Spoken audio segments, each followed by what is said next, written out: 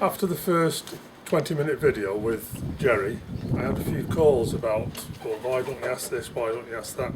That was just a off the cuff, sit down and talk about the pigeons. So I've got a few questions here to ask Gerry, and let's see what he has to say about these. The first one, how have pigeons changed in recent times? There's been a vast change in pigeons in the last 20 years. Predominantly, they've got quicker. They're a different type of pigeon. They're more athletic, and that's down to the change of methods and systems that pit fanciers are using. Pigeons are fed better now today. They've got more additives to the vitamins, trace elements, minerals, to increase muscle power. And when you increase the muscle power, you automatically get faster pigeons. You're breeding around faster pigeons now. So it's like everything else in life, that you move forward, things do get better. I should think that with the change on the management of pigeons, more people have got access, as I say, to training facilities, which will increase the speed of pigeons as well. So, what type of pigeon do we now need? Is it changed, the actual type of pigeon?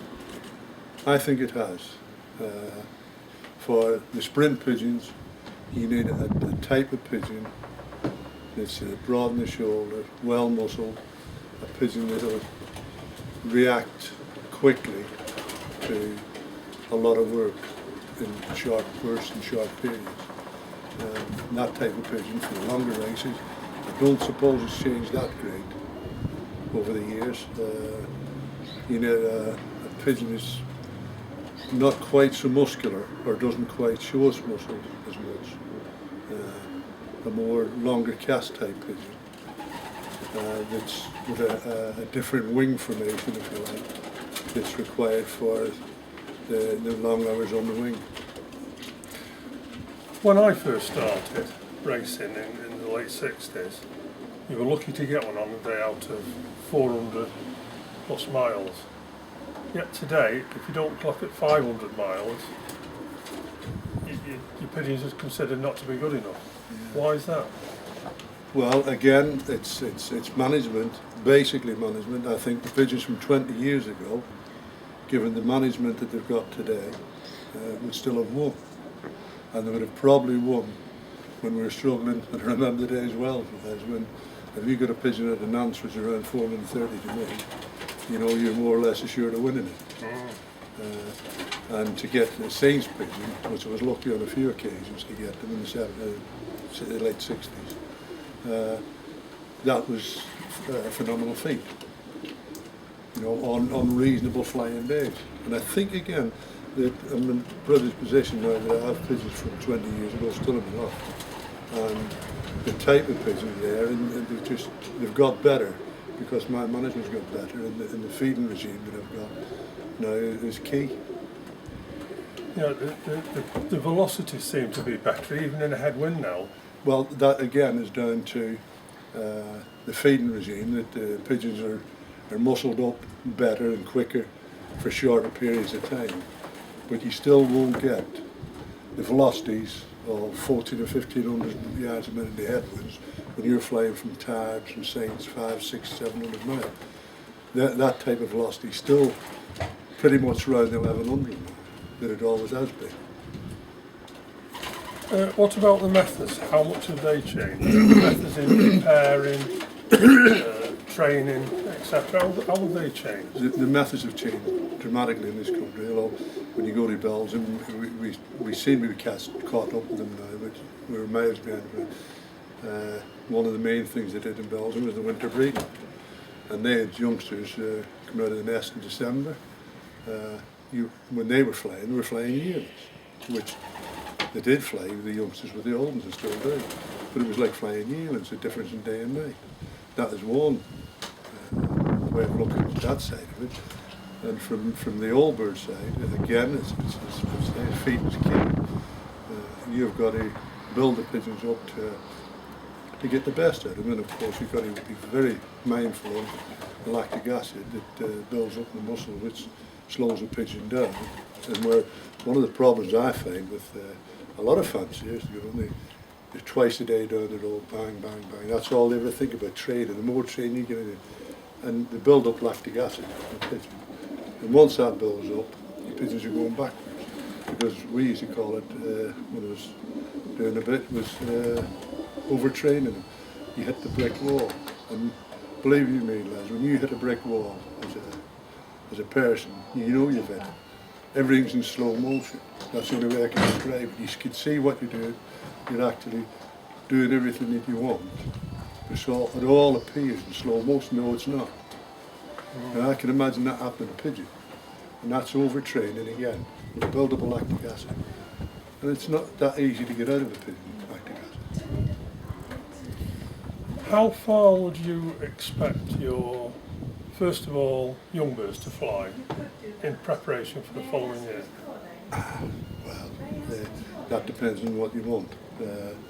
If you have something in mind, a goal in mind, you set by that goal and you stick with it. Now, I am a great believer and had a good result at the weekend, and that was the first actual race that the pigeon was entered in, was from Carrington, just short of 300 miles. That was with the Northwest Classic, With the Northwest Gold Classic, Ring. You Gold won, Ring. But again, that was his first race. But it had 3 training races prior to that. The first one was 145 miles, 170 miles, and 200 miles. And that was the preparation. Although I don't like going to the coast, which is around the 200 mile mark. I don't like going there with the youngest prior to the national race. It's just, I feel that sometimes they give a wee bit too much in those races, and you need a fresh type pigeon for the youngsters. My youngsters go to the national at 360 mile, 4 years, or Carrington at 300 mile, whichever is there. No problem sending them there. But if they've had a hard race, I will take it very steady with them as yearlings. May not even give them a channel race of the year, just take them to the coast. But I would ideally, without sending them to the channel races, the more 200 mile races I could get into them as youngsters, 3, 4, 5, 6 if I could, as preparation for next year, is invaluable. Do you have them on darkness? Normally I would have them on darkness, and this year I was trying to cut back last year again, which I succeeded. This year's just run away with me again. I had one section on darkness and one section natural, and not a lot of difference in them, to be honest, because on Saturday I was 3rd and 4th opening the Northwest Classic. The 3rd pigeon was a natural youngster with 4 flights to go, and the 4th pigeon was a normal darkness youngster that had thrown in the 2nd flight. So they just proved they came together in 300 miles. So I couldn't see a lot of difference. I've done it in the past where I raced the total young bird team on natural and won the Border Mile young bird averages. Right. What about the yearlings? How far would you expect them to go? Yearlings again depend, but generally speaking, my yearlings are expected to do 2 channel races up to 400 miles, and not just flying. They've got to do it in good time. And then 2-year-olds and onwards? 2-year-olds, when they've had the first good clean moult, because we're in a situation now where it's becoming a professional thing with young bird flying. Like, it's something I've never done, but I know what people do is they're on the darkness at the beginning of the year, and then on the 1st of August they switch the lights on, they extend the days to make sure they don't get any shorter, to keep the covers in place and keep them on good feather for those later races in September. Which I'm a believer that once against an age in the season is plenty for the young bird. If you're going to, if you like, on the darkness then on the lights, it's too much. So what I do is I just leave them as normal, but I like them to be a good clean moult then as years. They come out as 2-year-olds with the first proper moult, and they're expected to do whatever I ask them. Right, you've just finished the season, you've got a lot full of pigeons, you've had a good season. How do you select the ones you're going to keep? First thing I do, and it's a question I'm going to ask many times, and the first thing I do is I go into the young bird loft and I pick a youngster up that I like, feed him, look for the balance in there. If he's any distress, he doesn't have to have wind, that's good, not irrelevant, his performance is young. As long as he's a good feather, not distressed, no bad dude, and I look at him. And then I look for his brothers, his uncles, and the race team. And that's the blood that I carry forward. Whatever blood's in the young bird loft, whatever's in the old bird loft, that gets first choice. My second choice then is how the young birds have performed in the national races. And I put them across as second. And my third choice is usually a wild card where I'll take a flying leap and I think, oh, I like that one. I like the shape of that one, I like the look of that one. As we all do, you know, to say that them will be the last to go in. Right. Let's just handle a pigeon. Just grab any pigeon out of the basket.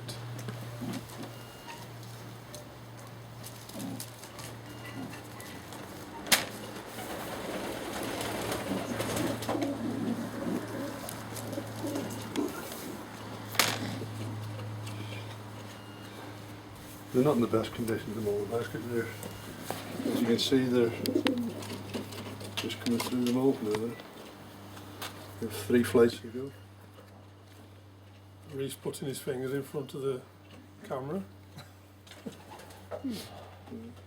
I was also asked how about handling a pigeon. So let's just see how Gerry handles one. And well, be gentle with the pigeon. You know, don't please them. Try and keep your hands dry. And I know that there's a situation where a lot of people in the jobs have got what they call sweaty hands. You know, just a little bit of powder somewhere. You know, talc or anything. Rub it in your hands. Be gentle with the pigeon. And the pigeon then becomes content. He's in your hand. He knows you're not going to hurt him. And then you're looking, and you open his wing.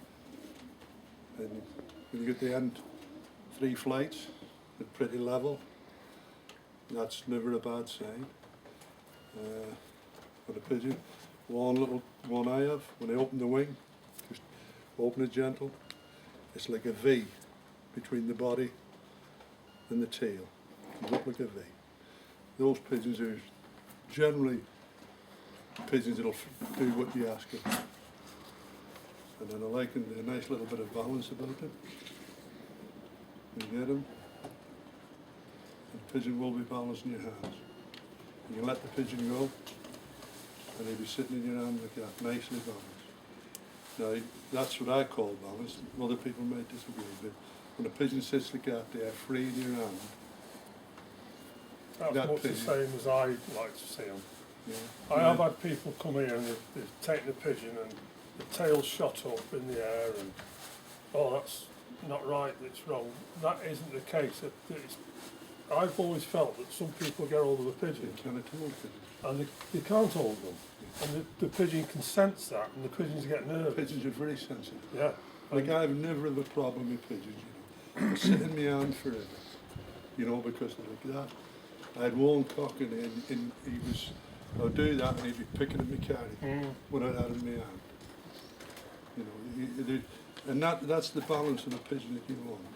And they're not too big, and when you look underneath, they're nice and clean and pink, you know, the skin's clear.